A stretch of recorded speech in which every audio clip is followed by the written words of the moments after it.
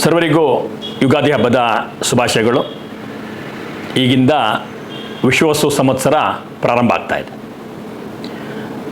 ಕಳೆದ 2 ವರ್ಷಗಳಲ್ಲಿ ಅತ್ಯುತ್ತಮವಾದ ಮಳೆ, ಏನು ಬೀಳಬೇಕಿತ್ತು ಅದಕ್ಕಿಂತ ಹೆಚ್ಚು ಮಳೆ ಬಿದ್ದಿರ್ತಕ್ಕಂಥ ನಾವು ನೋಡಿದ್ದೀವಿ. ಆ ಕಾರಣಕ್ಕಾಗಿ ಕೆರೆಕಟ್ಟೆ, ಡ್ಯಾಮ್ಗಳು ಎಲ್ಲ ಕಡೆ ಇಂದೂ ಕೂಡ ತುಂಬಿ ತುಳುಕ್ತಾ ಇರ್ತಕ್ಕಂಥದ್ದು ಒಂದು ಕಡೆ ನೋಡ್ತಾ ಇದ್ದೀವಿ. ಒಂದು ಕಡೆ ನೀರು ಚೆನ್ನಾಗಿದೆ ಅಂದರೆ ಇನ್ನೊಂದು ಕಡೆ ಹಸಿರು ಚೆನ್ನಾಗಿದೆ ಅಂತ, ಹಸಿರು ಚೆನ್ನಾಗಿದೆ ಅಂದರೆ ರೈತ ಚೆನ್ನಾಗಿದ್ದಾನೆ ಅಂತ. ಇವೆಲ್ಲವೂ ಕೂಡ ಸಮೃದ್ಧಿಯ ಸಂಕೇತ. ಈ ವಿಶ್ವವಸು ಸಂವತ್ಸರದಲ್ಲೂ ಕೂಡ ಅದೇ ರೀತಿಯಾದಂಥ ಅಧಿಕವಾದಂಥ ಮಳೆ ಬರುತ್ತೆ ಅನ್ನುವಂಥ ಸೂಚನೆಗಳನ್ನ ನಾವು ಗಮನಿಸಿದಾಗ ಈ ವರ್ಷವೂ ಸಮೃದ್ಧಿಯಳೆ ನಾವು ಹೆಜ್ಜೆ ಹಾಕ್ತೀವಿ ಅನ್ನುವಂಥ ವಿಶ್ವಾಸವನ್ನು ವ್ಯಕ್ತಪಡಿಸ್ದ.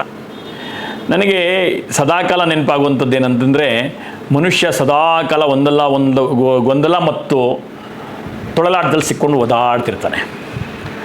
ಅವನು ಯಾರೋ ಒಬ್ಬರು ಶೇರ್ ಜಾಸ್ತಿ ಆದರೆ ಸಂತೋಷ ಪಡ್ತಾರೆ, ಶೇರ್ ಬಿದ್ದಾಗ ಅವನತಿ ಕುಸಿತಾರೆ.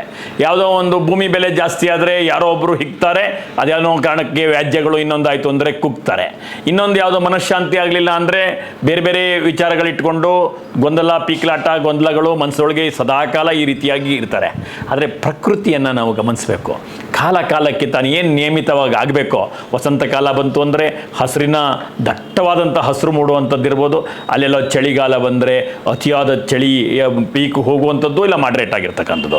ಮಳೆಗಾಲದಲ್ಲಿ ಮಳೆ ಬೀಳುವಂಥ ನಿರ್ದಿಷ್ಟವಾಗಿ ಮಳೆ ಬೀಳುವಂಥದ್ದು, ಬೀಳದೇದಂಥದ್ದು. ಬೇಸಿಗೆಯಲ್ಲಿ ಶೆಕೆ 1 ಡಿಗ್ರಿ 2 ಡಿಗ್ರಿ ಕೃತಕವಾಗಿ ಮಾನವ ನಿರ್ಮಾಣ ಮಾಡಿದಂಥ ಈ ರೀತಿ ತಾಂತ್ರಿಕತೆಗಳಿಂದ ಆಗಿರ್ತಕ್ಕಂಥ ಉಷ್ಣಾಂಶದಲ್ಲಿ ಏರಿಕೆ ವ್ಯತ್ಯಾಸಗಳಾಗುವಂಥದ್ದು. ಇಂಥವು ಮಾನವನಿಂದ ಈ ಪ್ರಕೃತಿಗೆ ಆಗ್ತಿರ್ತಕ್ಕಂಥ ಆಘಾತಗಳನ್ನ ಹೊರತುಪಡಿಸಿದ್ರೆ, ಪ್ರಕೃತಿ ತಾನು ನಿಯಮಿತವಾಗಿ ತಾನು ಏನೇನು ಇರಬೇಕೋ ಆ ರೀತಿ ಇರ್ತಕ್ಕಂಥದ್ದನ್ನ ಸದಾಕಾಲ ಮನುಷ್ಯನಿಗೆ ನೆನಪು ಮಾಡ್ತಾ, ಈ ಭೂಮಿಯ ಮೇಲೆ ಪ್ರಾಣಿ ಜಗತ್ತು, ಪಕ್ಷಿ ಜಗತ್ತು, ಜೀವರಾಶಿಗಳು ತುಂಬ ಇವೆ.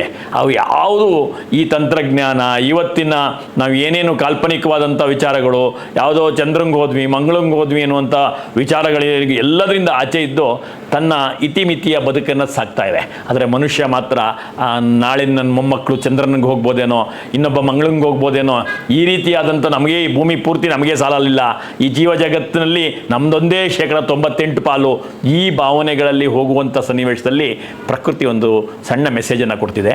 ಈ ವೈಪರೀತ್ಯಗಳಿಗೆ ನಿಮ್ಮ ತಪ್ಪುಗಳು ಕಾರಣ, ನೀವು ಸುಧಾರಿಸಬೇಕು, ಪ್ರಕೃತಿಯೊಂದಿಗಿನ ಬದುಕು ಕಾಣಬೇಕು ಅಂತ ಒಂದು ಬದುಕನ್ನು ಕಾಣುವಂಥ ಪ್ರಯತ್ನವನ್ನು, ಗುಣಾತ್ಮಕವಾದ ಆಹಾರ ತಯಾರು ಮಾಡುವಂಥದ್ದು, ಮತ್ತೊಂದು ಏನಿದ್ದಾಗ್ಯೂ ಕೂಡ ವೈಯಕ್ತಿಕ ಲಾಲಾಸೆಗಳಿಗೆ ಮಾಡುವ ತಪ್ಪುಗಳನ್ನು, ಪ್ರಕೃತಿ ವಿರೋಧಿ ಕ್ರಮಗಳನ್ನು ನಾವು ನಿಲ್ಲಿಸಿ ಈ ವಿಶ್ವವಸು ಸಂವತ್ಸರದಲ್ಲಾದರೂ ಕೂಡ ನಾವೆಲ್ಲರೂ ನಮ್ಮ ವಿವೇಕವನ್ನು ಜಾಗೃತಿ ಮಾಡಿ ಹೆಜ್ಜೆ ಹಾಕೋಣ ಅಂತ ಹೇಳ್ತಾ, ರೈತ ನಮ್ಮ ಜೀವನಾಡಿ, ಆತ ಈ ದೇಶದ ಬೆನ್ನೆಲುಬು. ಎಲ್ಲರ ಆಹಾರ ತಯಾರು ಮಾಡುವನು ರೈತ. ಅವನು ಕಷ್ಟಪಟ್ಟು ಬೆಳೆದಾಗ ಮಾತ್ರ ಇದಕ್ಕೆ ಸಂತೋಷ ಆಗುತ್ತೆ. ಒಂದು ಸಣ್ಣ ಯುಗಾದಿಯ ಸಂತೋಷ ಸುದ್ದಿ ಅಂತಂದರೆ, ರೈತನ ಹಾಲಿನ ಉತ್ಪನ್ನಕ್ಕೆ ಸರ್ಕಾರ 4 ರೂಪಾಯಿ ಜಾಸ್ತಿ ಮಾಡಿದೆ. ತುಂಬ ಜನಕ್ಕೆ ಆಕ್ರೋಶ ಇದೆ, ಇದಕ್ಕೆ ಬೆಲೆ ಕೊಡಬೇಕಾದಂಥ ಮನಸ್ಥಿತಿ ಇದೆ ಅಂತ. ನಾವು ಒಂದು ಕಳಕಳಿಯ ಮನವಿ ಇದೆ, ಅತ್ಯಂತ ಪ್ರತಿ ಕ್ಷಣ ಆ ಗೋವನ್ನು ಸಾಕಿ, ಅದು ಸಲಹಿ, ಅದನ್ನು ಜೋಪಾನವಾಗಿ ಅದಕ್ಕೆ ಬೇಕಾದಂಥ ಎಲ್ಲವನ್ನು ಮಾಡ್ತಿರ್ತಕ್ಕಂಥ ರೈತ ಕುಟುಂಬ ಇದೆಯಲ್ಲ, ಅವ್ರ ಶ್ರಮಕ್ಕೆ ನಾವು ನೀವೆಲ್ಲರೂ ಬೆಲೆ ಕೊಟ್ಟು ಅದನ್ನು ಬೆಂಬಲಿಸೋಣ ಅನ್ನುವಂಥ ಮಾತನ್ನು ಈ ಯುಗಾದಿ ಶುಭಾಶಯದೊಂದಿಗೆ ನಾನು ಸಲ್ಲಿಸ್ತಾ ಇದ್ದೀನಿ. ಎಲ್ರಿಗೂ ಮತ್ತೊಮ್ಮೆ ಶುಭಾಶಯಗಳು.